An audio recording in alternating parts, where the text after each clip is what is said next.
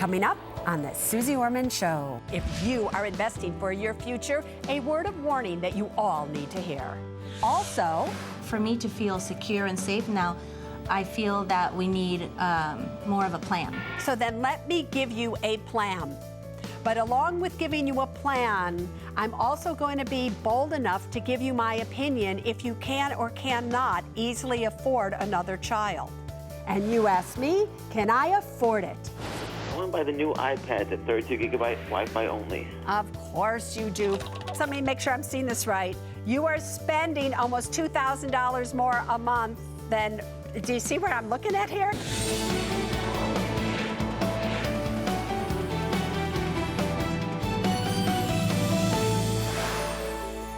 Hi everybody, I'm Suze Orman and you are watching the Suze Orman Show. Tonight I want to talk to you about how numbers do not lie. Yes, people can lie and manipulate the numbers to lie, but numbers by themselves, honest to God, don't lie. Why do I want you to know this? I'll tell you. Recently, I met with somebody and they were telling me upon their retirement, they were going to be getting $11,000 a month. I said, that's great. How much are you investing to get that $11,000 a month? And this person says, $82 a year. I said, let me get this right. You're investing $82 a year. How long have you been doing that? 31 years. So you've been investing $82 a year for 30 some odd years, and that's going to give you $11,000 a month in another 20 years? That's right. I'm looking at this and I'm going, there is no way that is possible. But this person, who's a smart person, believed it because her financial advisor told her that's exactly what was going to happen. Well, obviously, we researched it, and the truth was there was no way that it was going to do that, and what she was investing in wasn't going to return what she thought. Now, when you find yourself in a situation like that, she could have been very mad at her financial advisor, who, by the way, is no longer her financial advisor. She could be very mad at him. But the truth of the matter is, the person she should have been mad at is her. So how do you, when somebody presents you with an opportunity, how do you do the numbers so you kind of know if it's the truth or not? Here's what this person should have done. If you are going to get $11,000 a month, you would times that by 12, which is $132,000 a year. How much would one have to invest to yield them at about a 4% rate of return, which is conservative, and it's something I've asked all of you to use when projecting out your future? You would take the $132,000 and times it by 25. Just trust me, that's what you would do at a 4% return, times it by 25. You would have needed $3.3 million at 4% to yield you $132,000 a year. Is there any way possible that $82 a year for 60 years could turn into $3.3 million? No way. It is impossible. So that should have just simply told her, wait a minute, these numbers don't lie. There's no way that can happen. And she should have shut it down right then and there. Every single one of you, don't give me this excuse that you're not good at math, that you don't understand these things. This is common sense. When you're putting in a little amount of money, normally the return is little. So if somebody tells you something, you have to do the numbers. Because again, that person just might be lying to you, but the numbers will tell you the truth. Let's go to New York. Amy, what can I do for you? Hi, I have a real issue that I need help with. You want to know something, Amy? Most people who call into the Suze Orman Show, they have a real issue. So, girlfriend, tell me about it. Okay, well, this is the essence of it. My husband was laid off from IBM 2 weeks ago. And I need him to understand that me now working is a real stress. We have a baby on the way, our first baby unplanned. And he is very relieved to not be at work, not working. He hated his job. And I have warned him for a bunch of times, if you want to be a schmo at work, be the best schmo and then come home. He always wanted me not to work, and I prefer to work. So now I'm in the situation where now I must work because I'm supporting the family. He's an excellent budgeter. He works 2 hours a day looking for a job, but his heart really isn't in it. So what my issue is like, I have $7,000 in debt that he doesn't know about. We have no debt other than a mortgage that we've just refinanced, which is about now $800 from $1,000. And he would like to be a stay-at-home dad, and that's unacceptable to me. So I'm just looking for the direction that I need to go. Amy, let me ask you a question, because I have an issue. I have an issue now with something that you just said to me. And you know what that issue is going to be, don't you? Debt. Why? No, I don't care that you have $7,000 of debt. Everybody has debt. I get why people have debt today. What I don't get, what I seriously don't get, is why are you being a schmo, as you called him, when it comes to being honest in this relationship, and why are you keeping the fact that you have $7,000 of debt hidden from him? That is the real question. Why? Because I feel like it's like just like I have my own nest egg, which he also disagrees with. Women should have their own nest egg. That's my debt to pay off, and I have no problem going home and telling him this is $7,000 in debt that I have. But you do have a problem because you haven't done that. The essence of this relationship starts with how honest can you be with each other? You seem to have no trouble being honest with him and telling him that he's got to do this, he's got to do that. He has no problem telling you, but I don't want to. I want to be a stay-at-home father. I don't really want to work. Trust me, he's going to work harder than he's ever worked in his life if he's a stay-at-home father, so let him just get his hands full of that one. But it seems like you don't have any trouble about that. But there's something that's happening in you. I understand why you might even want to hide a $7,000 nest egg from him. I get why some people want to do that. But to hide debt from somebody is another thing. So you then are going to have to really become, in my opinion, honest with him and tell him the debt that you have. Tell him how unhappy you are. Communicate with him. But if he's going to just put his feet up and he's not going to want to do it, you are going to have to carry this family. And I have to tell you, I'm afraid that that's going to result in a bigger issue than the issue you're having right now. Let's go all the way to New Jersey, where we will find Kaylin. Girlfriend, let it rip. Hi, Susie. Thank you so much for taking my call. Anytime. What's up? Okay, my boyfriend and I are getting married soon, and we're expecting to receive some money as gifts for this. But we're going back and forth about how we should spend this money. I have student loans, but we also want to buy a house, and we're not sure which one would be the best idea to put the money into. And what is the interest rate of your student loans? 6.5%. 6.5% fixed. And how much in student loans do you have? I have $41,000 in public loans. And how does that $41,000 in public loans make you feel? Well, I used it to get my master's, so I feel good about that. It's good debt for me, but I don't feel good about having it. I want to get rid of it. Are you working? Are you able to pay it off in the way that they've been asking you to pay it off? For instance, are you in deferment? Are you in default? Are you in forbearance? Or have you been paying it on time? I've been paying it on time. I've actually paid off a big chunk of it already. I am working as a hospice social worker, so I've been paying it monthly in a 25-year term now. But that's all right for now. The amount of money that you are about to be given, is that enough to put at least 20% down on a home? It won't be. It No. won't be. How much percent down would it be? It would probably be closer to like 10 or even 5%.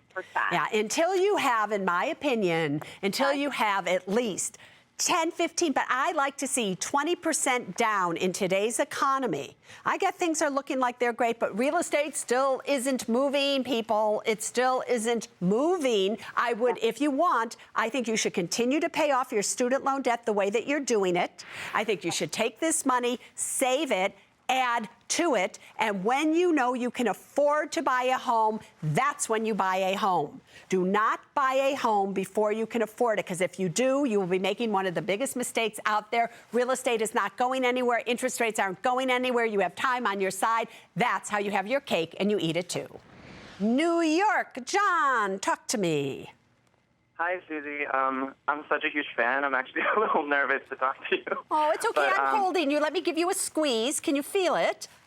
Oh, you're a good hugger, John. You're just good. Okay, all squishy there. Anyway, ask me your question. Okay, sure.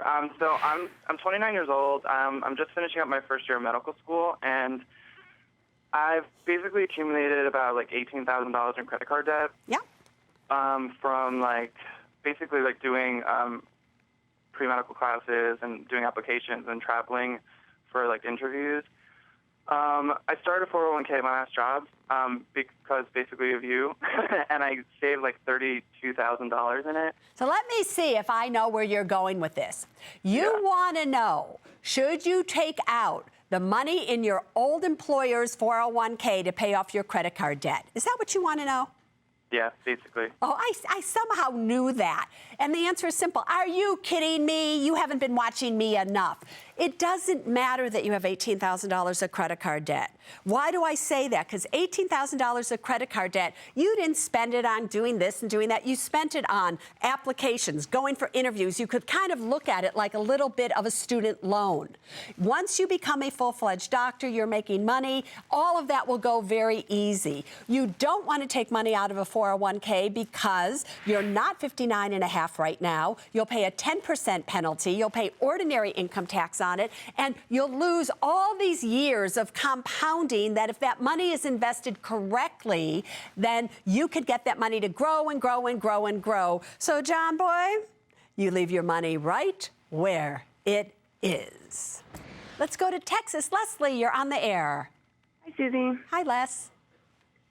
I recently bought a new-to-me car after I'd saved up enough to pay for it in cash, and I chose to finance it to help build my credit with a plan to pay it off as soon as possible. Yeah. And I want to avoid paying as much interest as I can. My question is how long I should make the monthly payments before I pay it off to really build my credit. What interest rate is it at? 5.59. Okay, and the money is in the account making 1% or less, correct? Correct. Probably 0.5%. Right. And the 5.59% interest that you're making, that you're paying on this car, is not tax deductible. So you're really paying almost 6% interest, non-tax deductible, and you're making a 0.5% interest on this money that is taxable simply to build your credit. Are you kidding me? Pay it off today. Now, I bet all of you are out there wondering, but Susie, how is Leslie going to build her credit if she pays it off? I am not somebody who believes that you should have to pay 5.5% interest just simply to build your credit, lose money on your money simply to build your credit. I don't think so. You build your credit little by little. Maybe you go to a store, you buy things, and you pay it off every month. You do not have to carry a balance and pay interest to build your credit. Just simply go and buy things. Pay it off in full at the end of every month. It will show you on your reports that's what you're doing, and that will build your credit. But to pay to build credit, I don't think so. I'm also going to be bold enough to give you my opinion if you can or cannot easily afford another child. So, which is why you have written in and you've come on the Suze Orman Show. Is that correct? Correct. Yep. All right, so I just don't want to do something that you don't want me to do, although normally I do anyway. And later, when wanting something, ask me, can I afford it? I put in quite a bit of hard work as far as schooling, and I thought, what a nice little treat kind of at the end of the journey. I have a feeling I know where this is going.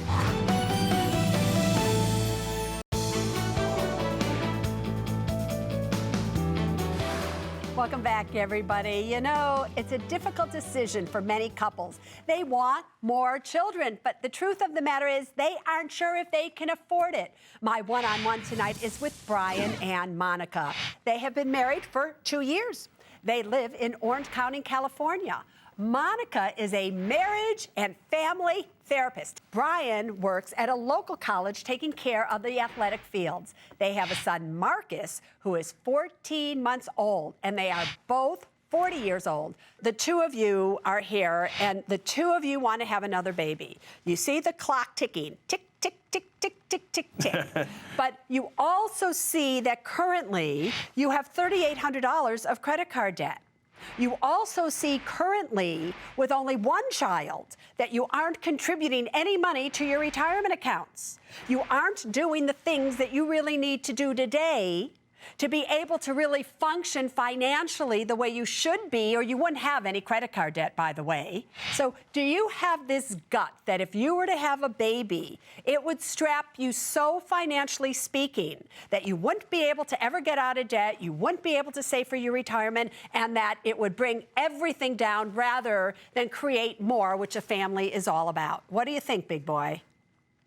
Well, I think that family is the most important thing. Sometimes you have to give up a little bit, and I think that we can still make things end up meeting in the middle, so I'm not as concerned about it as my wife is, but I'm here to support her decision to seek more information on the subject. We're just wondering, what would be the best decision? Better to have one child and not be all stressed out than have two and then decide, whoa. Yeah, and Brian, let me ask you this question. Do you pay the bills?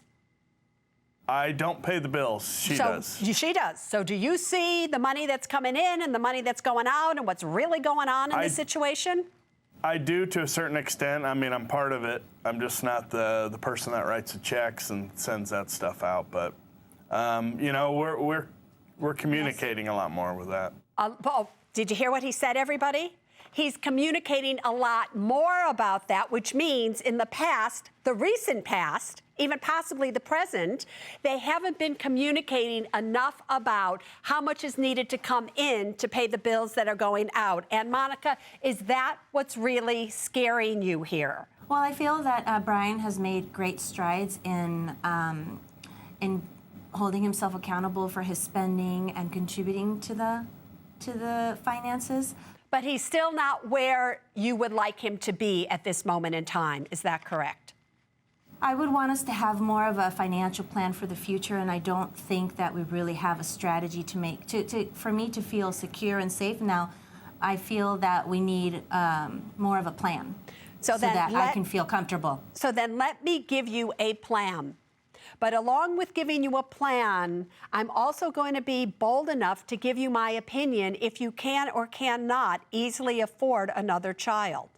So, which is why you have written in and you've come on the Suze Orman Show. Is that correct?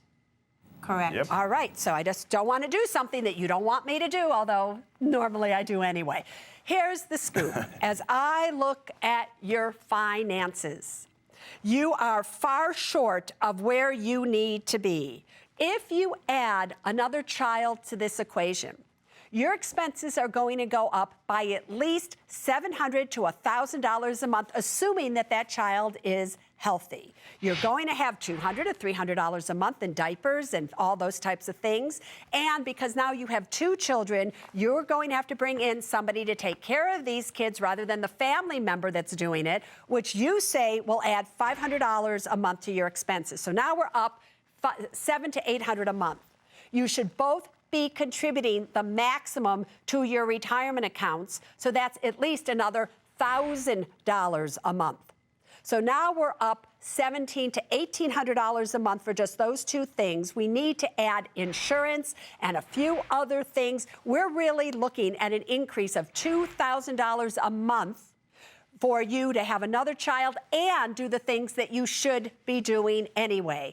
That then puts you, Brian, and listen to me closely, that puts you in deficit big time, because currently you are only bringing in $6,600 a month.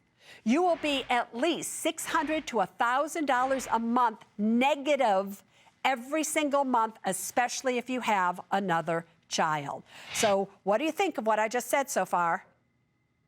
I think the truth hurts, but it is what it is, and we got to figure out, what we need to do. Listen, there's nothing greater than bringing children into this world. There's nothing greater than loving them and raising them with values. But when there isn't enough money to pay their bills, or the bills that are around, or take care of them, there's also nothing as horrible as a little child being afraid because they're feeling what you two are going through or what mommy and daddy is going through because there just isn't enough money. Strictly financially speaking, I think it's going to be very, very tight for you, tighter than you have any idea if you do have another child. And the truth is, I think it's even tighter than you're willing to admit, having had the child that you currently do. Why don't you play baby right now? Why don't you put $500 a month each into your retirement accounts? Why don't you put $500 into it for the child care worker to take care of your kids? Why don't you get that life insurance policy right away because you need it? And then see what that feels like to you financially speaking and experience it before you make it a reality. And then you'll know, is there enough money or is there not? And then you'll be able to make that decision for yourself. That's how I would do it. Up next, you can't afford to miss. Can I afford it? I have a good one for you here. I want to do 1 year in a luxury San Diego high-rise apartment before I decide to throw in the towel and move into the suburbs. Here we go. You ready for this? Absolutely. Also, I want to take 3 months leave without pay for my job so I can work on my novel full-time. My only debt is a mortgage of $115,000. It's 30-year fixed at 5.38% and $2,500 of credit card debt at... Wait. What do you want to buy? Porsche Cayman S. work on my novel full-time. 1 year in a luxury San Diego high-rise. Welcome back, everybody. This is the Can I Afford It segment. This is where you call in, you tell me what it is that you want to buy, and I tell you if you can afford it or not. Let's rock and roll and have some fun. Chris, what do you want to buy? Hi, Susie. Good evening, girlfriend. How are you? I'm fabulous. What do you want to buy? No, I am looking at this 2013 Porsche Cayman S. It's something that I've looked at for quite some time, more like a dream car. And I put in quite a bit of hard work as far as schooling, and I thought, what a nice little treat kind of at the end of the journey. That's very funny, Chris. That's a really nice little treat. An $87,000 car. Miss Orman doesn't even own a car that she has ever paid $87,000 on, and the thing only seats two. Only two, but sweetheart, show me the money. I have a feeling I know where this is going anyway, but show me the money. All right, this, I have $22,000 in take-home pay per month. What do you do, Chris? Wait, because everybody's going to say, what does this 32-year-old do? And she brings home, after taxes, $22,000 a month. What do you do? I'm a physician. And so you're a doctor. Fabulous. So you want to look cool as you drive up to the hospital. No problem. Keep going. All right, and my expenses are about $8,300 a month, which includes monthly rent. I have a little bit of debt, $250,000 in a 30-year fixed mortgage at 3.75%. That's great debt, though. Yeah. Savings, I have $204,000 liquid and $111,000 in retirement, which I do try and max out every year. And how are you going to pay for this? So this car won't even be available till the end of the year, so maybe November, December time. I'm putting away about $10,000 from every paycheck for the next several months to be able to afford it cash up front. And so you're just going to walk in there and you're going to pay $87,000. Does that $87,000 include taxes, license, everything? Yes, ma'am, and all the amenities that I would want. And you would want. Chris, $87,000 for a car. $87,000 for a car.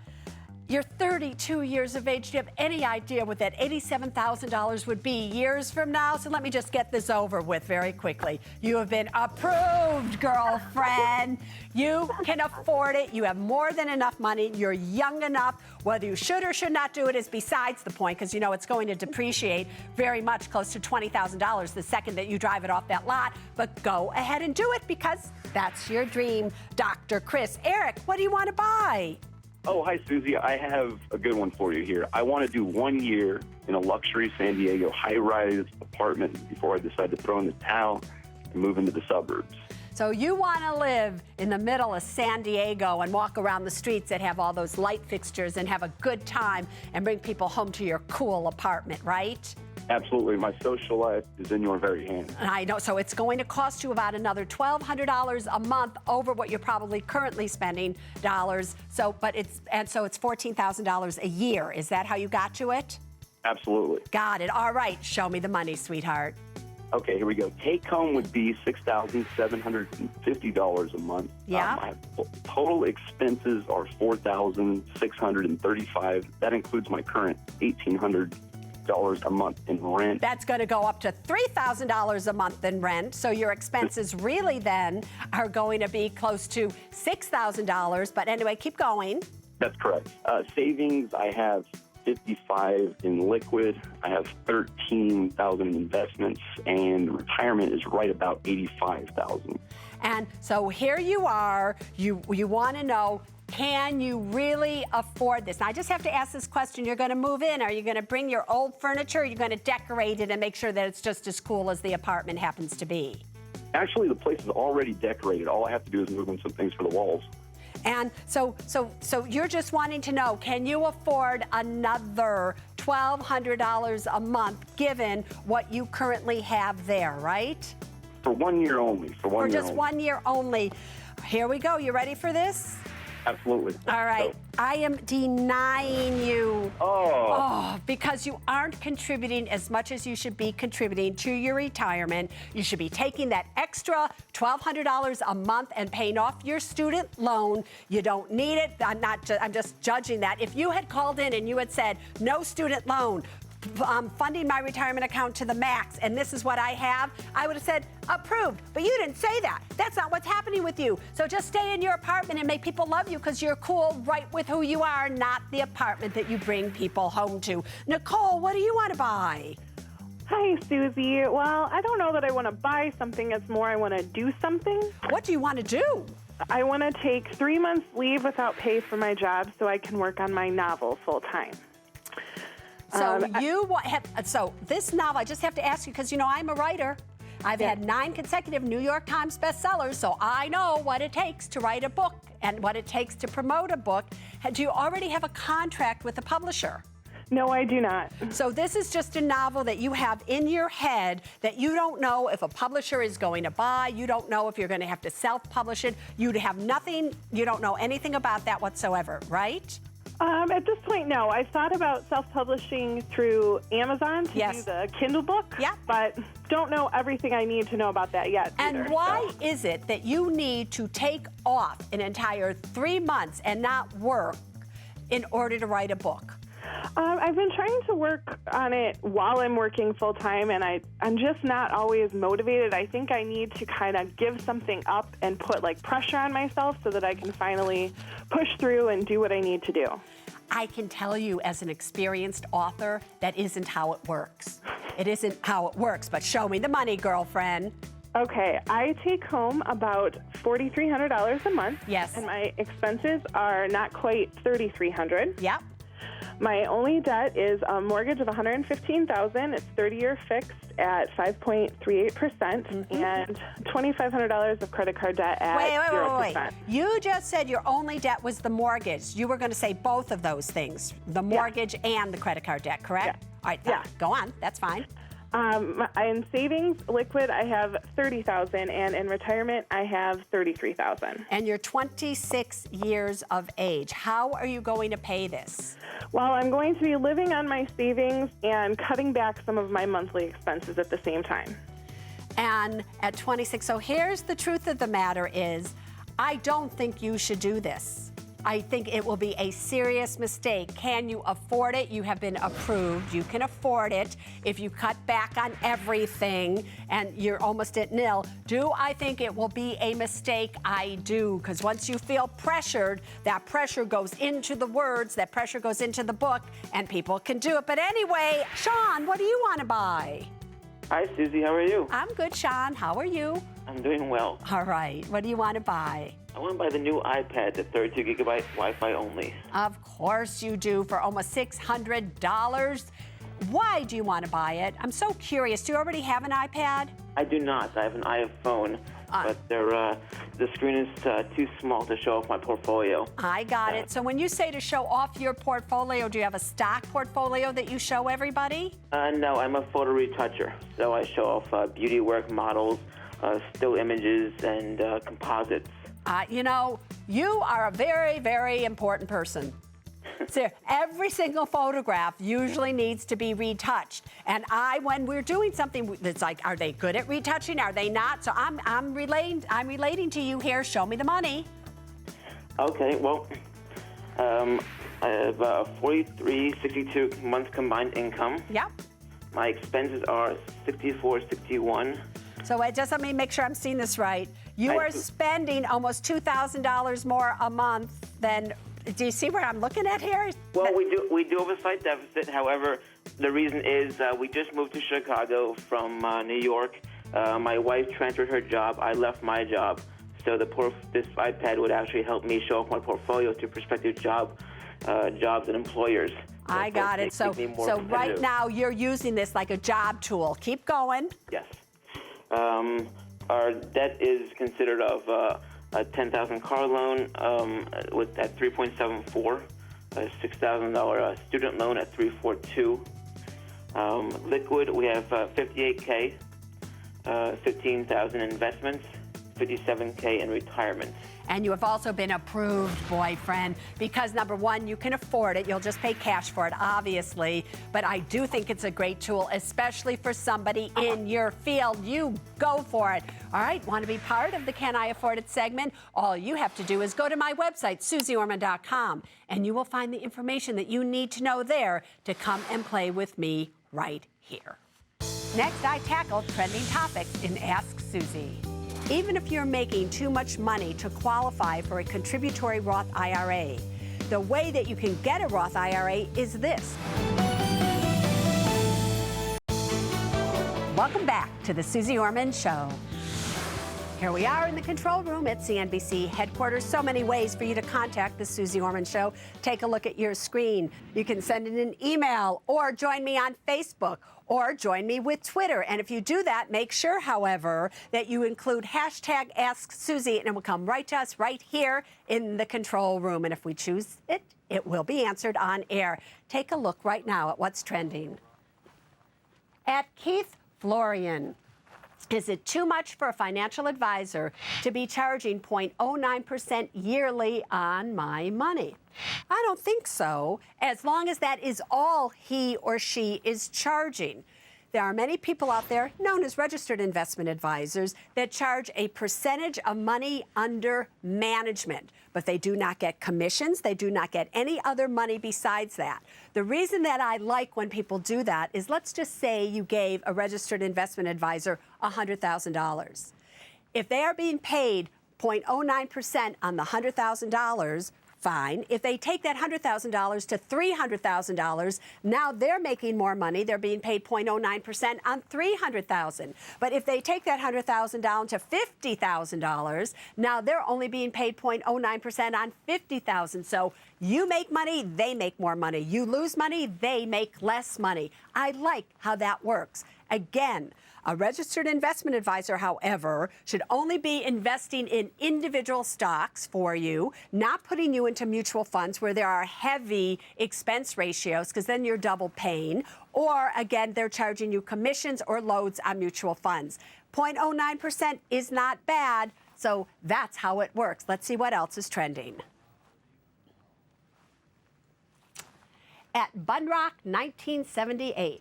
I just received a raise and now can only contribute 7% to a 401k and not eligible for a Roth IRA. Best other option to save. Bunrock, here's what you need to understand.